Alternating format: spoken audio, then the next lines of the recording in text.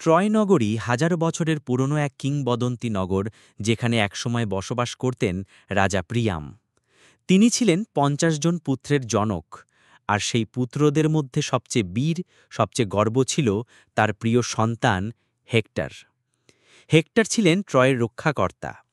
গ্রিকদের সাথে যুদ্ধের সময়ে তিনি একাই পুরো নগরীকে আগলে রেখেছিলেন। কিন্তু ট্রয়ের এই বীরকে শেষ পর্যন্ত পরাজিত করেছিল গ্রিক বীর অ্যাকিলিস। হেক্টর মারা যান, আর অ্যাকিলিস তার মৃতদেহটিকে যুদ্ধক্ষেত্রে ঘোড়ার রশিতে বেঁধে টেনে নিয়ে যায়, অপমান করে তার দেহকে। রাজা প্রিয়াম তখন একজন পিতা, একজন রাজা নন। তিনি তার রাজ্য সম্মান সব ভুলে শুধু একটা চামা নিয়ে এগিয়ে গেলেন শত্রুর শিবিরে। আমার ছেলের মৃতদেহটা ফেরত দিন, আমি ওকে শেষবারের মতো দাফন করতে চাই।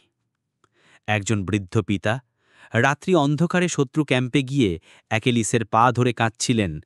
তিনি বলেছিলেন, তোমার বাবাও আছে অ্যাকেলিস, ভাবো তার চোখের সামনে যদি তুমি মরো।